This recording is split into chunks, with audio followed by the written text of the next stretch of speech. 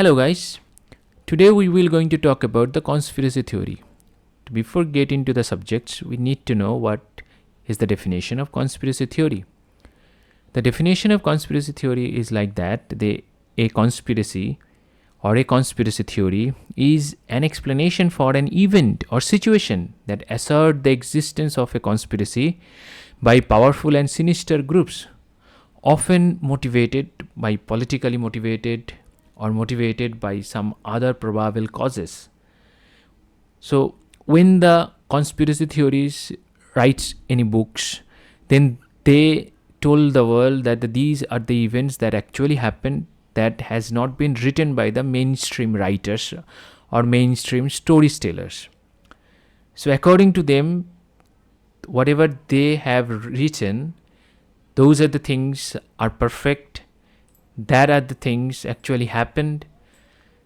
But when you will going to go for the conventional writers or the mainstream writers, they will going to give you the exactly opposite thing, that according to them nothing has happened, everything was black and white, and someone is responsible for that, and the conspiracy theories are putting the blames on someone, they are not responsible for that, exactly opposites.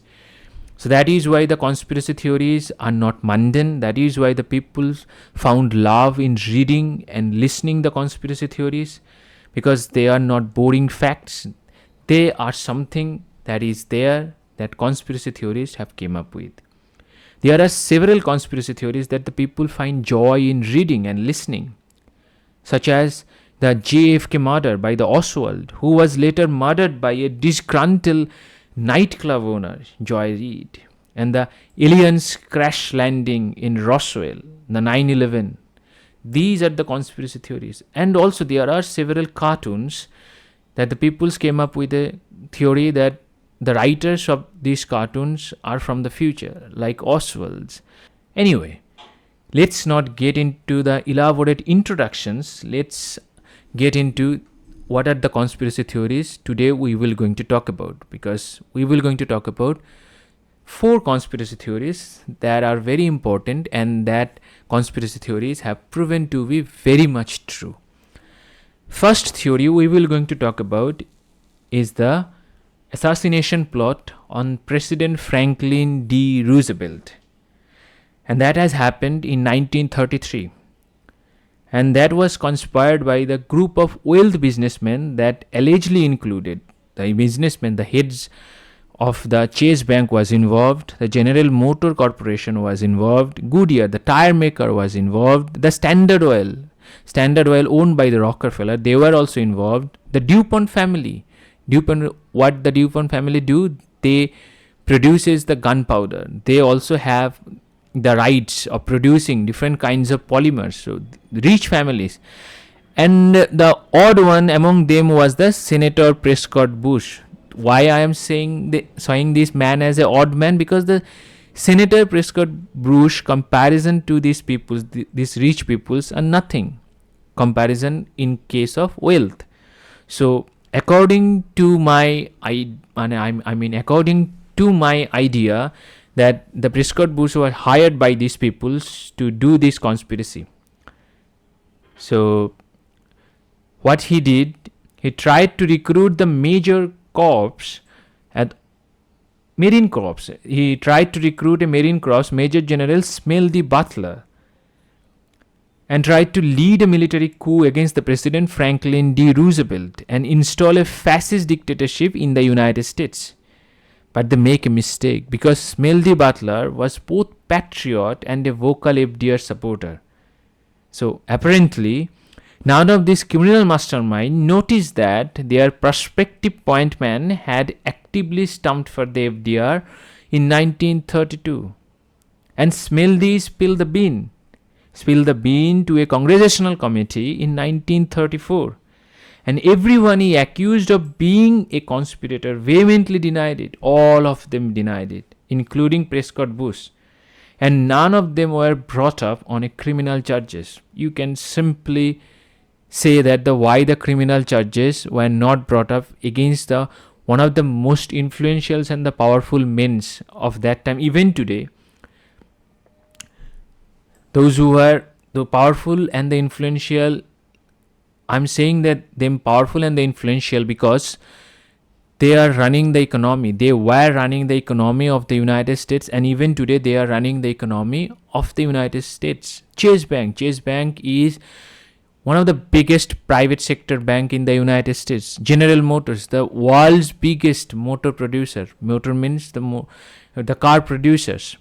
Goodyear, the tire producer. Standard Oil had monopoly of distributing oil in the United States at that time. Even today, they have the monopoly of distributing oil in the United States through different organizations, because they bought stakes in different organizations and they sell oil to the people of the United States.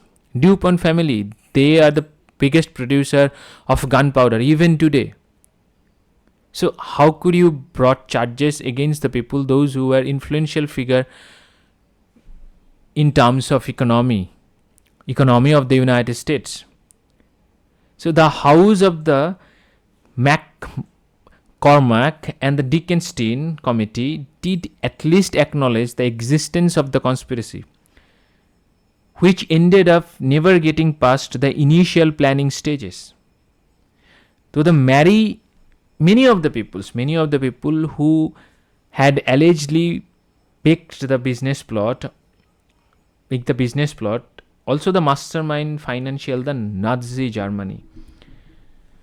So many of the people who had allegedly baked the business plot also mastermind the financial ties with Nazi Germany up through the America's entry into the World War II. Why I am saying that? Because when you will going to do the deep research, then you will found out that Prescott Bush and the group of peoples among them means the Chase Bank and the other group of people, they were involved in financing the Nazi Germany. They were making the money out of Germany, and they had made a handsome amount of money, and their link was exposed. After that, there were several companies, those who were banned under the Enemies Act, but nothing has happened. The Prescott Bush was alive and kicking and doing the business with this businessman happily. Now, what is the lesson from this event? The lesson is that the United States always lecture other countries that we are the beacon of democracy, we are the protector of democracy, we are the protector of sovereignty, we are the protector of freedom of speech. But they never discuss this business plot. Why? Because this is the scar in their face of democracy. Because someone among them tried to install a fascist government in the United States. The fascist government, they usually talked about that this man is fascist. If the United States government having had some different relationship or decent relationship with the other countries, then the United States used the examples of fascism, Nazism, everything else. But they never talked about their own conspiracy or own scar. Now let's talk about the July 20 plot. What is July 20 plot? Near the end of the World War II, things were rapidly going south for Germany, and the times seemed rife for guilt-ridden Nazi officer to assassinate Hitler and overthrow his government. So as a result of that, the Colonel Henning von Treschow recruited Colonel Klaus von Stauffenberg to join the conspiracy in 1944.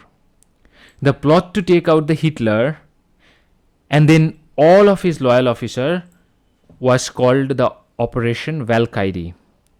If you want to enjoy the visual effects of this plot, then you have to watch a movie called Valkyrie. There is a movie featuring Tom Cruise as a Colonel Klaus von Stauffenberg. You need to watch that movie. It is a good movie. And now we need to understand how did that work out. Because in July 1944, the Stauffenberg was not ready. I mean, he was promoted so that he could now start attending the military meetings with the Hitler himself, but he was not ready. Why he was not ready? Because he wanted to eliminate two more men, those who were the right hand men of the Hitler, and those two men's name was, the first name was the Hermann Göring, who was the former minister president of Prussia, and the another's name was Heinrich Himmler. He was the architect of the Holocaust. We all know about the Holocaust, that 6 million Jews lost their life. More than 12 million people lost their life in and around this war as a result of this war. And on July 20, the Stauffenberg went for it. Anyway, he went for it and exploded a bomb inside the Hitler's conference room with a remote detonator. But nothing has happened to Hitler. Hitler was alive. Hitler fled that plot without a small scratch. As a result of that, all the soldiers, those who were involved in this attack, the Stauffenberg and the other soldiers, they were killed by the Hitler's men, and they were all shot dead. Almost all of them. Some of the conspirators committed suicide, and some turned in the rest to save their own skin, but all the conspirators were executed. The good news for the legacy of the Klaus von Stauffenberg is that he became the folk hero of Germany, a symbol of resistance to the Nazi Germany. So he became nothing but a hero. Now we will go to talk about the Operation Ajax. What is Operation Ajax? Operation Ajax is an operation which was run by the CIA and the MI6 in Iran. Why? Because the Britain had a oil interest in Iran, and he was running, the country, United Kingdom, was running the Anglo-Iranian oil company that was basically a giant money making for the Anglo half. For the Britain, it was the money guzzling machine. While the Iranian half got shafted, Britain was not giving Iran any penny. That all changed in 1951 when Iran nationalized the AIOC and Iranian parliament elected Mohammad Mossadegh as the prime minister. He was the democratically elected prime minister of Iran. And the Mossadegh was a nationalistic leader. And you know that the Western countries, just like the US and the UK, here in this case, US and the UK, both of them are allergic about nationalistic leader, because they found it difficult in negotiating their shady deals. And the nationalist leader will never allow anyone means, in this case UK or the US, were not allowed to loot their country.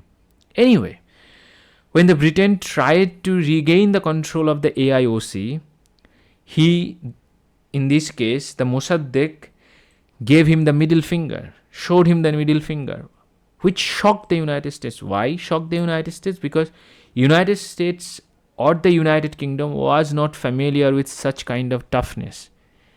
They thought themselves as the king of the world at that time and even today. So you can guess that what had happened to Mossadegh next. The Jolly England went to his master/slave or ally, the United States, and convinced the President Dwight D. Eisenhower to help overthrow the Iran's only democratically elected leader and install a pro-Western monarchy under Reza Shah Pahlavi. Who was Reza Shah Pahlavi? He was the king of Iran. Together with the CIA and the MI6, the Britain's spy agency funneled guerrilla troops, and that began propaganda campaign against the government, as well as bribed the government official to make those propaganda look real. And the Britain and the United Kingdom, Britain in this case the United Kingdom and the United States, bribed those officials to get the inside information for the CIA and the MI6, and the coup was staged. And when the coup was staged, Mossadegh was eliminated, and Raja Shah Pahlavi, the titular king, became the king of Iran, and he ruled Iran for 26 years, from 1953 to 1979, until in 1979, when Ayatollah Khomeini became the leader of Iran in a bloodless coup. And there is also a conspiracy that the Shah was removed by the MI6 because he became nationalist at the end of his reign. That is why the Ayatollah was installed by the same group of people, means CIA and the MI6, to create the bigger enemy in the Middle East. The Iran was created by these people to create the bigger enemy, because United States and the United Kingdom always need an enemy to sell their weapons to someone. So in this case, the Iran became the enemy. When the Iran became the independent from the Raza Shah Pahlavi, then there was a war happened between Iran and Iraq.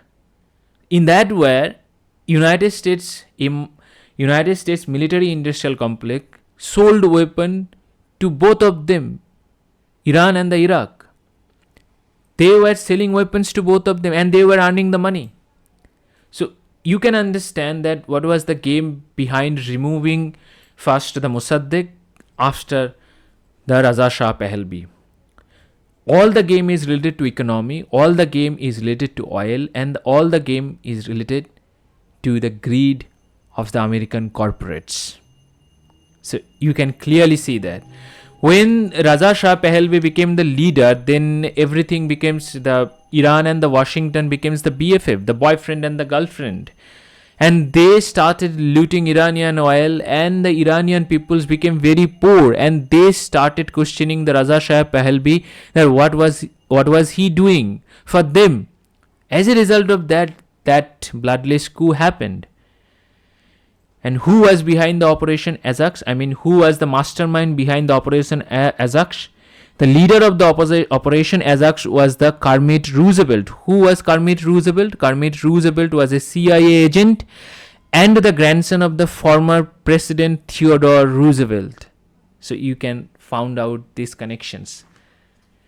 This is beautiful. When you will going to read the books, then you will going to find out so many things that will going to amaze you. Now we will going to talk about Project MKUltra. What is Project MKUltra? It is one of the most vicious program that was run by the United States espionage agency, the CIA, to control the minds of the peoples.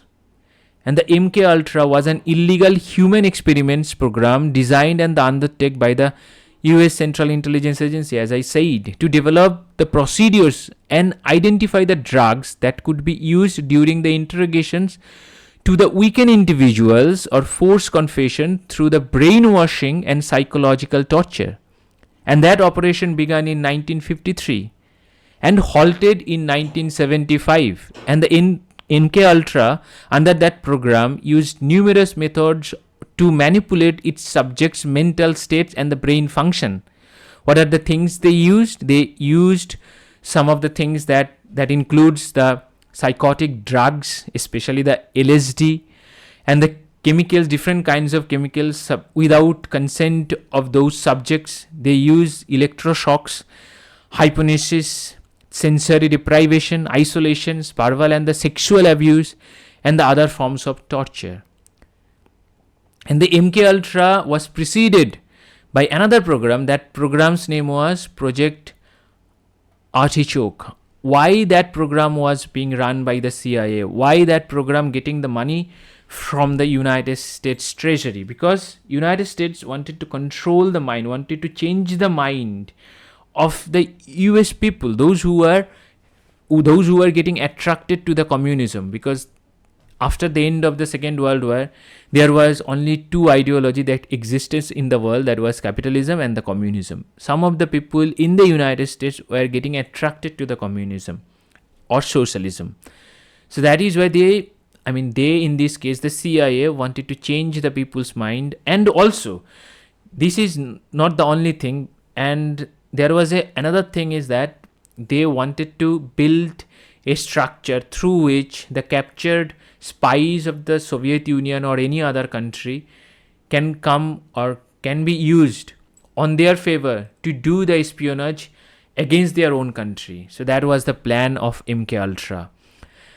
And that is why the project Artichoke was begun, and that was the continuation. MKUltra is the continuation of the project Artichoke. Who was the organization? I mean, CIA was behind that project, but CIA's special group, there was a office called the Office of the Scientific Intelligence, and coordinated with the United States Army's Biological Welfare Laboratories. They were behind that project. So when you will going to see that the Biological Warfare Laboratories, then you have to make your mind sure that something bad has happened with those subjects.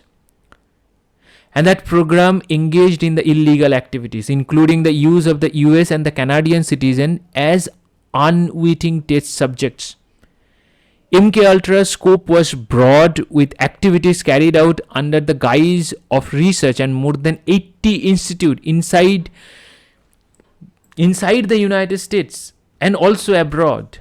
And under the MKUltra program, there was some military institute, those who came under this effect of program, and some of the soldiers were given this kinds of treatment, this kind of torturous treatment.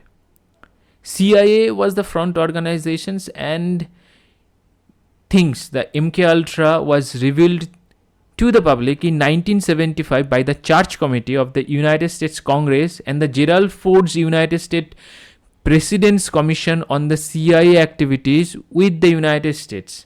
That is called the Rockefeller Commission.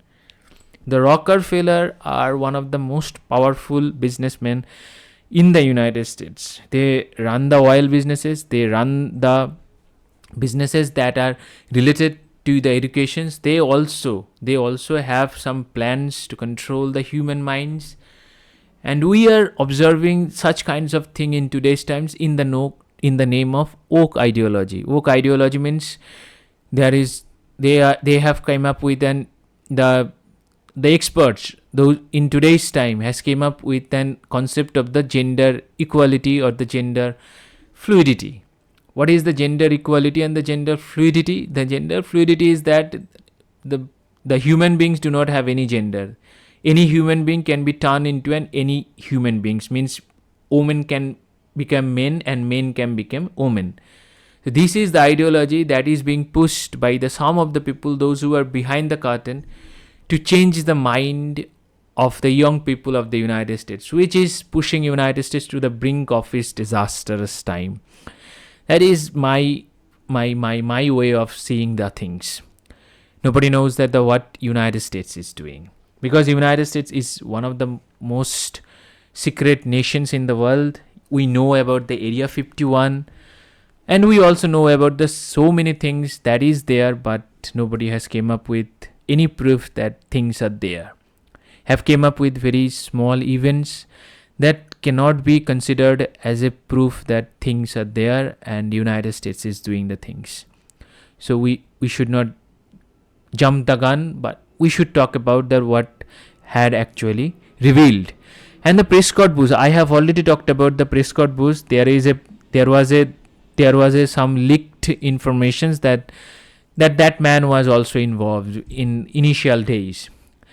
And why how MKUltra came to know to the peoples of the United States? Because of the Watergate.